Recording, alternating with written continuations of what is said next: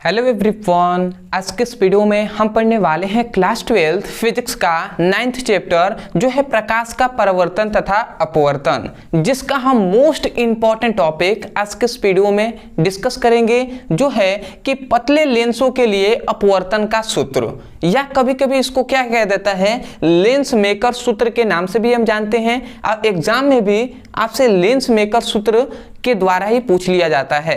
तो ये most important topic है। आज के इस वीडियो में हम इसका जो क्या होता है प्रूफ कराएंगे, और बहुत ही इंपॉर्टेंट डेरिवेशन है, आपको इसको बिल्कुल तैयार कर लेना है। तो चलिए हम स्टार्ट करते हैं। तो यहाँ पे हम लिख दे रहे हैं इंपॉर्टेंट। और एक और बात मैं बता दूं कि जिन विद्यार्थियों को डेरिवेशन से डर लगता है वो आज के इस वीडियो में बने रहिए, मैं पूरा बेसिक से बताऊंगा जिससे आपको आसानी से समझ में आएगा। तो चलिए हम स्टार्ट करते हैं। तो यहाँ पे कह रहा है कि पतले लेंस, यहाँ पे एक नाम आया पतला लेंस। पतला लेंस, तो इसका मतलब क्या है कि पतले लेंस पर हमें अपवर्तन का सूत्र हमें ज्ञात करना है। तो सबसे पहले तो हमें पतला लेंस लेंगे। तो हम इतनी बात जानते हैं कि लेंस भी दो प्रकार का होता है, एक होता है उत्तल लेंस और एक होता है अवतल लेंस। तो हम उत्तल लेंस पे आपको प्रूफ कराकर दिखाएंगे, और ज्यादातर आपको क्या कह देता है, इसी प्रकार पूछा जाता है कि पतले लेंसों के लिए अपवर्तन का सूत्र। तो मैं उत्तल पे बता रहा हूं, आसानी से आपको समझ में आ जाएगा। तो चलिए हम एक उत्तल लेंस सबसे पहले ले लेते हैं। यहाँ पे सपोज डैट मैं एक उत्तल लेंस ले रहा हूं। यहाँ पर देखिए थोड़ा सा पतला आप लेंस लेंगे, ठीक है, क्योंकि यहाँ पे बहुत ही पतला कहा गया है। यहाँ पे हमने एक लेंस ले लिया, आपको दिखाई दे रहा होगा, ये हमने एक लेंस लिया है। थोड़ा सा टेढ़ा हो गया क्या? चलिए हम सीधा थोड़ा सा बनाते हैं। देखिए ये हम एक पतला सा लेंस ले रहे हैं, ठीक है। ऐसे फिगर आपको बहुत ही आसानी तरीके से ध्यान से समझ के बताना होगा, ठीक है। ये हमने एक लेंस ले लिया। अब हम इसका, ये है इसका मुख्य अक्ष, ठीक है, ये इसका क्या है, मुख्य अक्ष है, ठीक है। हम जानते हैं कि जो भी लेंस होता है वो लेंस क्या होता है, जो लेंस होता है वो दो सतहों से मिलकर बना होता है। ये बात हम जानते हैं, लेंस में भी हमने पढ़ लिया है कि लेंस जो होता है वो दो सतहों से मिलकर बना होता है, ठीक है। और दोनों सतह पारदर्शी होने चाहिए, और दोनों सतहों में से कम एक सतह गोलीय होना चाहिए।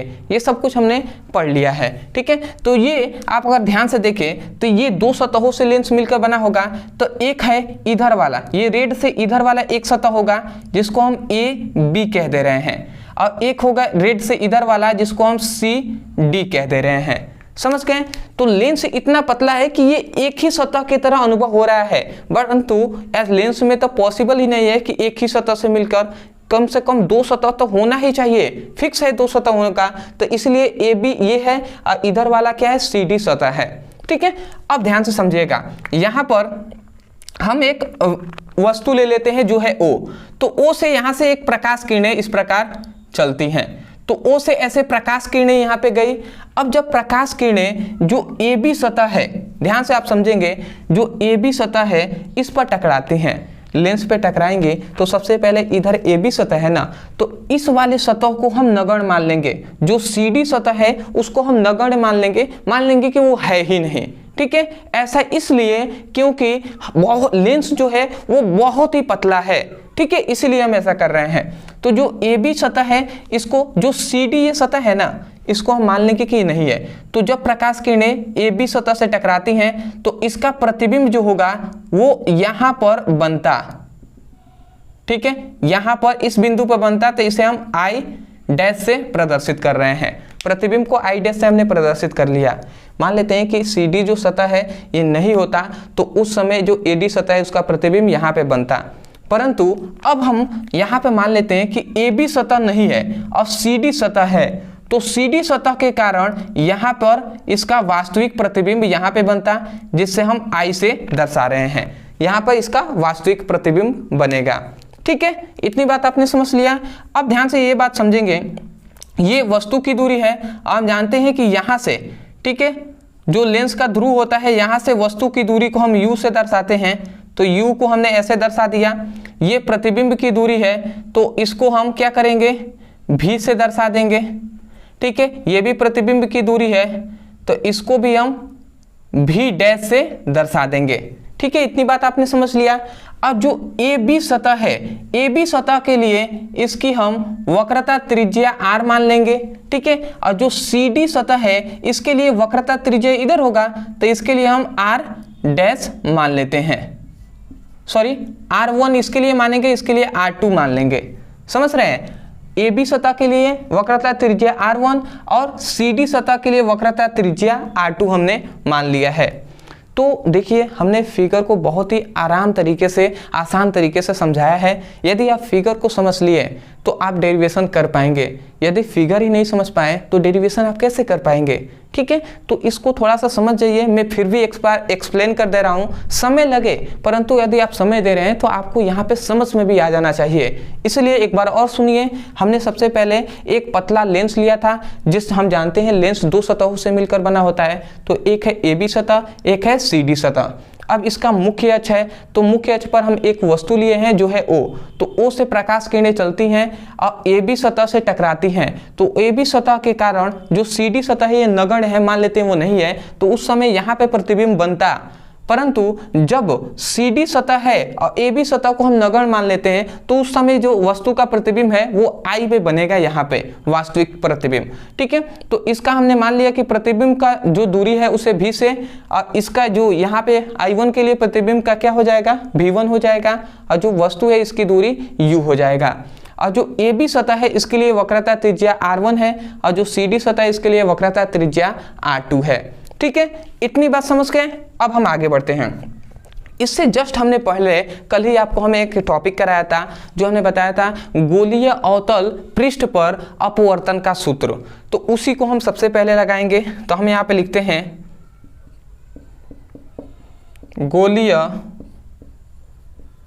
अवतल पृष्ठ पर अपवर्तन का सूत्र। अब वो सूत्र कौन सा होता है ये आपको सूत्र पता होगा, हमने आपको कराया था mu minus 1/r equal to mu by v minus 1/u। ये हमने आपको फॉर्मूला बताया था। आशा करते हैं कि ये जो फॉर्मूला है ये आपने तैयार कर लिया होगा। तो ये आपका फॉर्मूला है। अब देखिए इतनी बात आपने समझ लिया। अब देखिए ये जो फॉर्मूला है इससे अब हम क्या करेंगे, तो इस फॉर्मूला का अभी आपका यूज होगा। सबसे पहले हम ए बी सतह के लिए इसका मान हम ज्ञात करते हैं। यदि हम मान लेते हैं केवल ए बी सतह है तो इसके लिए, तो अब हम यहाँ पर ये फॉर्मूला लिखने के बाद आप ए बी सतह के लिए अपवर्तन का सूत्र, ठीक है। सबसे पहले हम ए बी सतह के लिए ज्ञात करते हैं कि अपवर्तन का सूत्र क्या होगा। तो ए बी के लिए यदि हम ज्ञात करेंगे तो ए बी के लिए भी म्यू माइनस 1/r, r के जगह पर हम जानते हैं ए बी सतह के लिए वक्रता त्रिज्या r1 है, तो इस r के जगह पर r1 हम लिख देंगे, ठीक है। ये सभी आप ध्यान समझेंगे। फिर से म्यू, और हम जानते हैं कि ए बी के लिए, ए बी सतह के लिए प्रतिबिंब क्या है, v1 है, तो ए बी के लिए यहाँ पर सॉरी ए बी सतह के लिए जो प्रतिबिंब यहाँ पे I1 बना था, तो I1 की दूरी क्या है, v1 है ना, तो यहाँ पे v की जगह पर हम v1 लिखेंगे, ठीक है। अब 1/, इसके लिए v लिख देंगे। अब ध्यान से समझेंगे, यहाँ पर u है, तो हम जानते हैं कि वस्तु का जो दूरी है वो क्या है, u है, ठीक है। ए बी सतह के लिए यहाँ पे वस्तु का u है, तो u की जगह पर हमने u लिख दिया, ठीक है। तो ये ए बी सतह के लिए हमने अपवर्तन का सूत्र ये ज्ञात कर लिया। तो इसको आपको कोष्ठ में याद रखना है, इसको आपको समीकरण फर्स्ट ले लेना है, समीकरण फर्स्ट। अभी आपको समझ में आएगा ये सभी कैसे हो रहा है, ठीक है, क्यों हमने समीकरण फर्स्ट इसको माना है, अभी समझ में आएगा। सबसे पहले हमने ए बी सतह के लिए अपवर्तन का सूत्र ज्ञात कर लिया। इसी प्रकार सी डी अप सतह के लिए, ये जो सी डी सतह है इसके लिए ज्ञात करेंगे। तो सी डी सतह के लिए अपवर्तन का सूत्र। अब सी डी सतह के लिए अपवर्तन का सूत्र आप ज्ञात करेंगे, तो सी डी के लिए भी हम ऐसा ही करेंगे। सी डी के लिए भी सबसे पहले, अब ध्यान से थोड़ा सा एक और बात समझ लीजिएगा देखिए ये इंपॉर्टेंट है, यहीं पे ज़्यादा स्टूडेंट गलत करते हैं। CD सतह के लिए यहाँ पर देखिए ये जो CD सतह है तो ये जो है कांच है, तो कांच एक सघन माध्यम हो गया और इधर है वायु, तो ये एक विरल माध्यम हो गया। तो जब प्रकाश किरणें सघन से विरल माध्यम में जाती हैं, जब प्रकाश किरणें सघन से विरल माध्यम में जाती हैं तो उस समय जो फॉर्मूला होता है, जो अपवर्तनांक होता है वो जस्ट अपोजिट हो जाता है। जो a म्यू जी होता है वो 1/g म्यू a हो जाता है। अपवर्तनांक जब आप पढ़ेंगे तो उसमें हमने बताया हुआ है, तो जो a म्यू जी होता है वो जस्ट अपोजिट होता है, 1/g म्यू a हो जाता है। उसी प्रकार यहाँ पे जो अपवर्तनांक है, तो जो CD सतह है तो यहाँ पे प्रकाश किरणें सघन से विरल में जा रही हैं, तो यहाँ पे जो अपवर्तनांक म्यू है वो 1/म्यू हो जाएगा, अपोजिट हो जाएगा। फिर से -1 है तो यहाँ पे -1 हम लिख देंगे, मेन बटा है, उसके बाद R है। तो हम जानते हैं कि CD सतह के लिए जो R है वो R2 है, तो R2 हम लिख देंगे। ये सभी आप ध्यान देना है। उसके बाद यहाँ पे इक्वल देंगे, यहाँ पे है म्यू, तो म्यू को हम जानते हैं 1/म्यू हम लिखेंगे, ठीक है।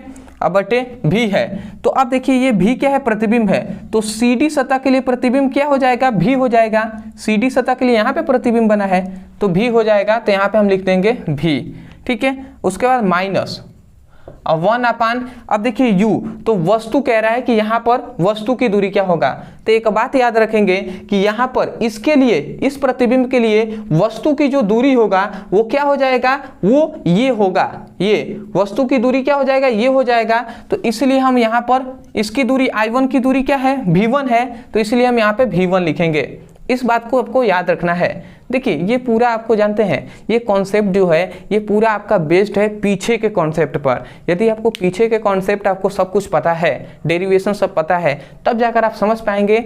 अदरवाइज यदि आपको नहीं पता है तो मैं तो ये जानता हूँ कि आपको समझ में नहीं आ पाएगा। और समझ में आने के लिए यही करना पड़ेगा कि आपको स्टेप बाय स्टेप याद रखना है कि क्या क्या करना है और कहाँ पे मान चेंज हो रहा है, इसको भी आपको दिमाग में बैठा कर रखना है। और इसको तो तैयार करना है, क्योंकि ये भैया आपके 5 नंबर में 7-7 नंबर में आपके बोर्ड एग्जाम में पूछा जाता है, ठीक है। तो इसको जरूर आप तैयार कर लेंगे। उसके बाद अब हम हल करते हैं, तो इतना हमें मिला। अब इतना मिला तो इसके बाद अब हम क्या करेंगे, अब हम करेंगे दोनों पक्षों में, इन दोनों पक्षों में हम म्यू का गुणा कराते हैं। तो हम लिखते हैं दोनों पक्षों में म्यू का गुणा करने पर। अब क्यों हमने म्यू का गुणा कराया, क्योंकि हम जानते हैं कि यहाँ पे अगर हम इसमें म्यू का गुणा कराते हैं तो इस म्यू से एक म्यू यहाँ पे कैंसिल हो जाएगा, ठीक है। थोड़ा सा मैं डिटेल में एक्सप्लेन कर दे रहा हूँ। ये 1/म्यू और ये 1 है, और इसमें हमने म्यू का गुणा करा दिया, और नीचे क्या है R2 है तो R2 हमने लिख दिया, ठीक है। और इसमें हम म्यू इक्वल टू हम दे दे रहे हैं, और म्यू 1/म्यू हमने लिख दिया। फिर से नीचे भी है, फिर से इसमें आपका म्यू से गुणा होगा तो म्यू गुणे 1 हो जाएगा, अब बटे V1 हो जाएगा। ये सब समझ रहे हैं ना। अब इस म्यू से ये म्यू कैंसिल हो गया, ये म्यू जाएगा, तो देखिए ये म्यू जाएगा तो 1 में भी गुणा कराएगा, इसमें भी गुणा कराएगा। तो बताइए यहाँ पे जब 1 में गुणा कराएगा तो ये म्यू से ये म्यू कैंसिल हो जाएगा, और एक म्यू जो है ये यहाँ पे भी तो गुणा कराएगा ना। तो आप समझ पा रहे हैं, इतना तो बेसिक है यार, इतना नहीं समझेंगे तो डेरिवेशन कैसे कर पाएंगे, ठीक है। तो यहाँ पे जो 1 से 1 कैंसिल हो गया तो वहाँ पे म्यू से म्यू कैंसिल हो गया, तो यहाँ पे 1 बचा, और एक म्यू यहाँ पे गुणा करा दिया तो म्यू होगा, ठीक है। अब बटे R2 हो जाएगा। और इधर क्या बचा, इधर आपका बचा 1/v माइनस यहाँ पे क्या बचा, यहाँ पे म्यू बाई v डैश बच गया, V1 बच गया। तो ये आपको एक सूत्र मिला, ये सूत्र आपको समझ गए, ये जो आपका सूत्र मिला है, ठीक है। इस सूत्र को आपको याद रखना है, ये आपका जो सूत्र है। अब इसके बाद आपको क्या करना है, यहाँ तक आपको सबसे पहले कर देना है, इसको आपको समीकरण 2 मान लेना है, इसको आपको समीकरण 2 मान लेना है। अब समीकरण 2 को देख लिए, समीकरण फर्स्ट ये है, समीकरण सेकेंड ये है। अब हम क्या करेंगे, समीकरण फर्स्ट और सेकेंड को जोड़ेंगे, समीकरण फर्स्ट और सेकेंड को हम जोड़ेंगे। तो लिख देते हैं समीकरण फर्स्ट और सेकेंड को जोड़ देते हैं। चलिए हम देते हैं क्या मिलता है हमें। तो इनको जब जोड़ेंगे तो इधर वाले पक्ष को इधर वाले पक्ष से जोड़ेंगे, तो करते हैं हम। तो यहाँ पे हम लिखते हैं म्यू -1, यहाँ पे है म्यू -1/r है, mu mu minus 1/r, r1 है तो r1 हमने लिख दिया, ठीक है। उसके बाद यहाँ पे क्या है, फिर से हम बीच में प्लस देंगे, फिर से यहाँ पे है कोष्ठ में 1 माइनस म्यू बाई r2, तो ये r2 हमने लिख दिया, ठीक है। अब यहाँ पे ध्यान से समझेंगे, यहाँ पर है म्यू बाई v1 और इधर भी आप देख रहे हैं कि म्यू बाई v1 है और इधर भी है म्यू बाई v1, तो देख रहे हैं तो ये है जो म्यू बाई v1 ये प्लस में है और ये है माइनस में है, तो बताइए इससे ये कैंसिल हो जाएगा कि नहीं, कट जाएगा ना। तो जब कट जाएगा तो इधर क्या बचेगा, 1/v बचेगा, इधर -1/u, तो यही बात हम यहाँ पे लिख देंगे कि 1/v माइनस 1/u हम लिख देंगे, डायरेक्ट हमने यहाँ पे कर दिया है, ठीक है, क्योंकि जगह अभी आगे बहुत ज़्यादा बड़ा डेरिवेशन है, ठीक है। अब ध्यान से समझेंगे यहाँ से फिर से आगे। अब यहाँ के बाद क्या होगा कि अगर आप थोड़ा सा ध्यान से समझते हैं तो देखिए अब हम क्या करेंगे, इसमें हम क्या करेंगे, इसमें इस वाले पक्ष में हम माइनस का कॉमन करेंगे। तो देखिए यदि हम इसमें माइनस का कॉमन करते हैं, मैं थोड़ा सा बाहर लिखकर आपको बता दे रहा हूँ, ठीक है। देखिए 1 माइनस म्यू है, तो 1 माइनस म्यू में यदि हम माइनस का कॉमन करेंगे ना, तो जब कॉमन करने का मतलब होता है यदि हम इसमें कॉमन करते हैं माइनस को, तो ये +1 है तो ये -1 हो जाएगा, और ये प्लस माइनस म्यू है तो ये प्लस म्यू हो जाएगा। तो इसी को अगर हम चाहें तो माइनस म्यू माइनस 1 भी हम लिख सकते हैं कि नहीं, इसको बताइए। इस प्रकार, इसको हम इस प्रकार लिख सकते हैं, बिल्कुल लिख सकते हैं। तो वही हम काम करेंगे।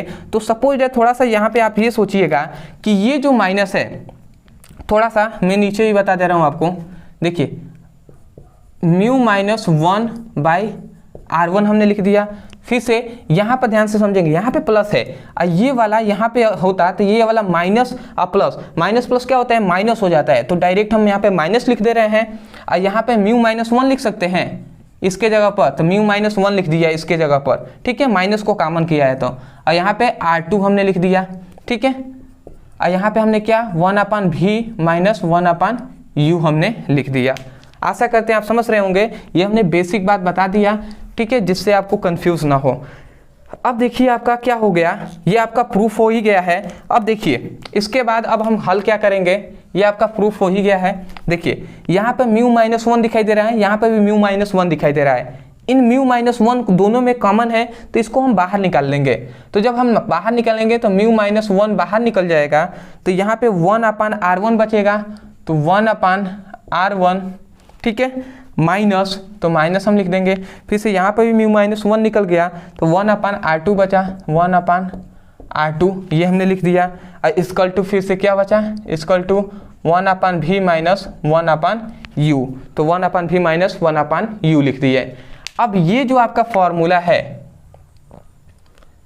ठीक है, ये फॉर्मूला जो है यही है आपका पतले लेंसों के लिए अपवर्तन का सूत्र का, ठीक है, पतले लेंस के लिए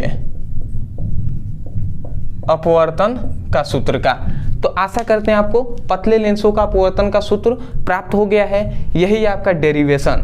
परंतु याद रखेंगे एक और बात कि पतले लेंसों के लिए अपवर्तन का सूत्र क्या है, तो आपको यहां तक प्रूफ करना है। और यदि आपसे कह देता है कि लेंस मेकर सूत्र, तो आपको यहां तक नहीं, एक लाइन और आपको बढ़ाना होगा, ठीक है। तो लेंस मेकर सूत्र में याद रखेंगे, यहां पर प्रतिबिंब जो वस्तु होता है इसको हम अनंत पे मानेंगे। तो हम इतना बात बताइए कि जब वस्तु u मतलब वस्तु जो है, यदि वस्तु अनंत पर हो तो उस समय प्रतिबिंब कहाँ पे बनता है, उस समय प्रतिबिंब कहाँ पे बनता है, ये बताइए। जब वस्तु अनंत पर होता है तो प्रतिबिंब कहाँ पे बनता है, इतना तो बेसिक है भाई, कहाँ बनता है, फोकस पे बनता है, ठीक है। तो फोकस पे बनता है तो इसको हम F से लिख देंगे, समझ पा रहे हैं। तो वही बात बताया जा रहा है कि जब वस्तु अनंत पे होता है तो प्रतिबिंब मुख्य फोकस पे बनता है। तो देखिए जो u का यहाँ पे मान निकला और जो v का मान है, इसको u के मान को हम यहाँ पे रखेंगे, v के मान को यहाँ पे पुटअप करेंगे, ठीक है। तो चलिए हम पुटअप कर देते हैं, तो ये म्यू माइनस 1 हो गया, और इधर कोष्ठ में क्या बचा 1/r1 और माइनस 1/r2, और इधर इक्वल टू में 1/v के जगह पर हम क्या लिखेंगे, f लिखेंगे, और यहाँ पे माइनस और 1/u के जगह पर इन्फिनाइट रख देंगे, ठीक है, इन्फिनाइट हमने रख दिया।